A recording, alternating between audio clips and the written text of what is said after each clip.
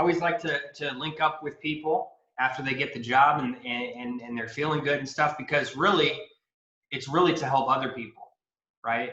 Because not a lot of people talk about it, or they just talk about it maybe to their spouse and stuff about, when do you ask for help? At what point do you do, just so many things, right? The challenges people have in their struggles. And it's not only people, you remember Tom, helping him, a newer guy, all the way to there's people who, make a lot of money as well. So we have Matt here for this video. Matt is basically Chief Technology Officer. Or Matt, why don't you go ahead and say a little bit about what you do? Because sometimes there's different titles, right? Principal architect, Yeah, I always rotated titles depending on the meeting in my company. I was CTO of a startup. It was just kind of flatline for a bit, and I knew I'd just be doing the same thing for a few years if I didn't make a change. Found Tim like most people did, looking for some LinkedIn resume help. Hadn't interviewed really for 20 years, just kind of went, when can you start, job to job, and just went to the next level. Just realized if I'm going to make a change, I need to put my money where my mouth is and do it.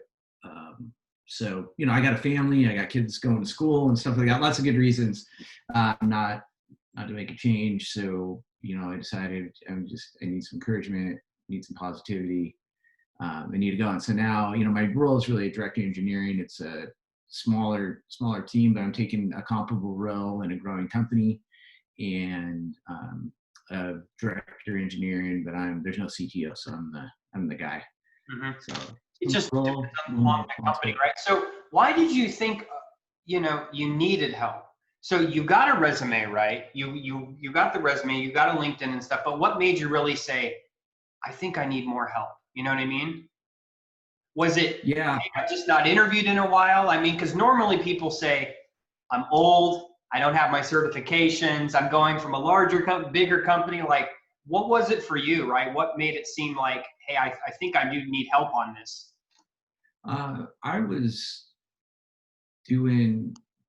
was traveling a lot, and I was busy, and I was just kind of doing it haphazardly. So I knew if I didn't have some accountability that I needed a coach. I needed a coach to get that next level. So I can meet deadlines, I can do that. But I needed somebody that said, hey, did you interview for jobs? Are you positive? I was going to meet with a group of people every week and wanted to be able to say that I did something. And kind of the idea that you gotta, if you want to get somewhere, you gotta travel with people that are going to the same place. And that was, so kind of my deal might be a little different, because I wasn't like desperate. I was kind of burnt out, but I wasn't, it was time for a change. It's the best way to. That's the worst. People don't understand too. That's the worst place to be.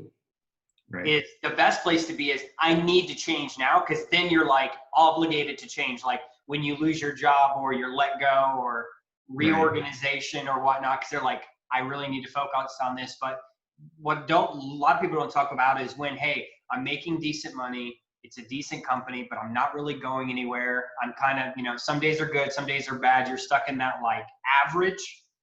And that's like the worst place to be, because you're not pissed off enough to kind of change your situation, right?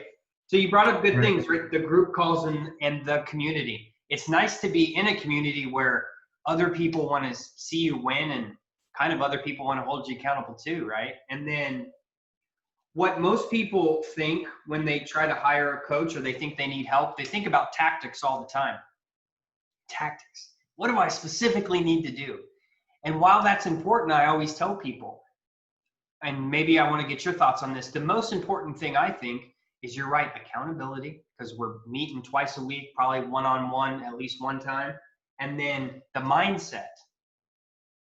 You can have the tactics, whether you do or not have them, but you got to make sure at your level, when you're showing up for these interviews at Amazon all day, Microsoft, where you're at now and stuff, talking to these people, man, you better show up extremely confident. Otherwise, there's no way you're going to get that role of leading now their, technology or software or whatever, right?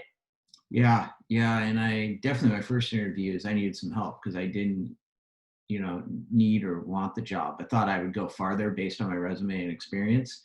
And, people at that level are good interviewers.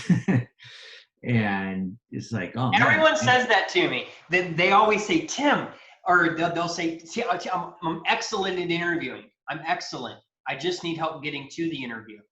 And in reality, if you're watching this, right, is if you can't get to the interview, I bet that you're not going to do well in the interview because it's really the same skill set. Yeah. I thought for sure I was gonna, like, I got a bunch of interviews, right? And I'm coming home off, in that retrospect, is the prep before the interview is really important. Like, don't spend a whole day at Amazon when you got in at 11 the night before. Stuff like that. But yeah, the staying positive of the group, and the practice, the idea of practice. What are you going to say? How do you respond? Being ready, having, someone in the group practice interview me was huge. And, being accomplishment driven and data driven and event driven. And I'm just really glad I didn't get the job at Amazon. That was my very first interview. We just went right through the process. And then, like I told you, like I hadn't prepped, but I hadn't, like, one advice I think is like, write down all the things. Like, I think you even had this that I feel uncomfortable about, but I missed one, which was I had to lay people off a year ago. And I didn't have a good story for it. So he asked me how many people did I manage, and I like hemmed and hawed. Like, who doesn't know when you have less than 20 people on your team, everything's that count. And I'm sure I came across as dishonest, when in reality I should have just been straight up. And on my next interview I was straight up with it, and I got choked up a little bit, and the gal almost got choked up too. And I was just like, I'm sorry, I just don't. They're just good people, and they all have great jobs now, but it was hard. And I want to be the type of leader that's growing a team, that's helping deliver the bottom line of the business. That I can do it, but I want to be so profitable we don't ever have to do that. So, and then what you're talking about is learning from experience. Yes. You don't want to do that on the interview. Learn how you should be interviewing so you know next time. Yes. To get on high quality interviews, it takes a lot of work, right? And I remember when we talked about storytelling, how you should answer, it just reminded me, I'm probably never going to forget when you talked about how you handled a situation with a client and they ended up doing many more projects with you for like 2 years. And I was like, you didn't brought up like what impact that has, because the CEO is going to care about money. And you're like, oh yeah, by the way, that was a $3 million project because I basically was able to put out a fire. Yes. So talking about the results that you results driven, not what not only what you did, but keep what you did short, but the results. And then, like, Amazon is really good about having stories, like anywhere. How did you have incomplete information but still got a project over the line and got that information along the way? It's just, I think, is key to any job. And it's kind of interesting because, like, I did a bunch of interviews, and I did a bunch of brush up on like boilerplate computer science stuff that I've never used, but they'd always bring some kid in to grill me on, and it was his moment in the sun. So that was kind of a little, like, even in the tech industry, read the beating the tech interview, no matter what, if it's senior management or definitely in an intro job. But then, finally I did all this practice, and then I ended up, I kept being active on LinkedIn, got my LinkedIn profile updated. And I don't know if this is really a thing on LinkedIn, but I toggled not interested and interested. So I had a bunch of interviews coming up, and I just found myself, like, I was just like coming back from the East Coast, going to the kids' soccer tournament. So I'm like, all right, I'm going to hit the pause button because my mouth is full. So that's a good place to be. Yeah. A lot of people would love to be in that case, to know how to make interviews quickly. Yeah, and I probably should have dropped off the lowest or the least interested opportunity in that case. Like, I don't know if I ever told you, like, I literally interviewed in the car, in the Uber to the airport to, and I'm like, and the Uber got pulled over at the airport. So, like, I turned the video on, and there's like lights. Oh, it's awesome. and so, but didn't get that job. Like I was perfect. And I think just Seattle, they wanted somebody that was in Seattle. And that was the only thing negative they had to say. Now the good news is though, you don't have to commute. You Don't have work to, from home. yeah, I got a great group of people. Like Right under the CEO, you're actually making almost as much as the CEO does. right. Talk to the CEO every day. And then all this kind of built up where they recruited me. I did a couple interviews with the CEO, did a panel interview just like we're doing right now over Zoom. And the CEO got super sick. So I like follow up with them, did all the stuff like, hey, follow up. And he's like, I apologize for texting you, but I can't speak right now, literally. And I was like, okay, well, let's figure it out tomorrow. And he's like, I'm prepared to give you an offer though. We actually did the whole negotiation over text. Yeah. Which ended up being great because there was a little confusion on the signing bonus, and I ended up scrolling back through the text. I missed it. I was so excited about something. When we talked about that netted you, I don't know, just an extra 7 or 8K or something just by simply saying, because the package they gave you was pretty good compared to you're almost making as much as the CEO, profit sharing, you got 5 weeks vacation, you got a lot of good stuff, and then you were able to get a little more as well. So, hey, if you don't it's definitely it's great. Like for my lifestyle, my goals are to spend more time in the mountains in the Pacific Northwest. If I was commuting to Seattle, that's gonna just, reality add another few weeks of work onto the year. And so it's a great group of people, growing company. I could see being here for a while, not doing the typical 5-year tech tour duty. So yeah, it's and it all came from you made a LinkedIn post. Someone liked it and a CEO saw it, and now here you are. It's crazy, right? Yeah, and I was thinking, I don't own a Tesla yet, but I'm a big fan of Tesla. I'm a nerd, right? So I just like just about everything. I like stuff, but then I also started, this is maybe one tip going forward, is I started following brands that I like. So I like, I like KT skis, I like KTM motorcycles, and Teslas, and some other stuff, just news, tech news, other stuff. And I just started liking it like it was a friend's Facebook post, or not Facebook, but Instagram or whatever. And I don't know what it brought, but he said he bought his recruiter LinkedIn deal and did a search for director of engineering. And I had just switched CTO to director of engineering on my LinkedIn profile because I was going after a job at Oracle too. And they said, hey, when we see founder or CTO, we see unemployed on there. So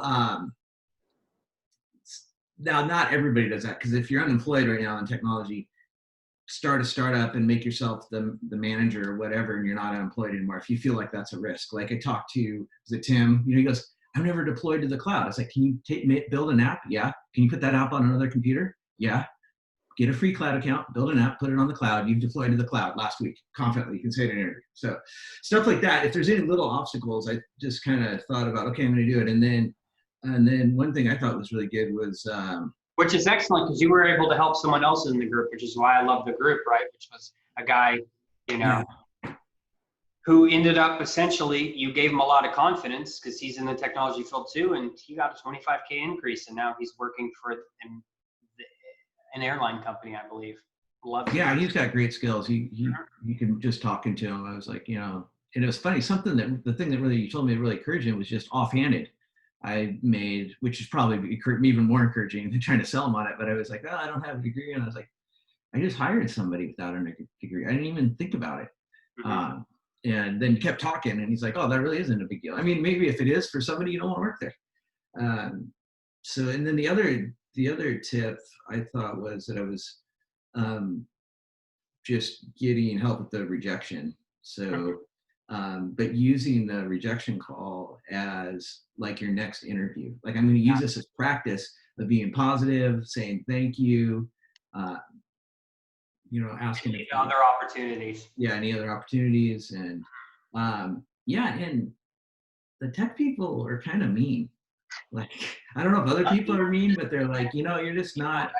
You just have to know what to say to get them to help you or hire you.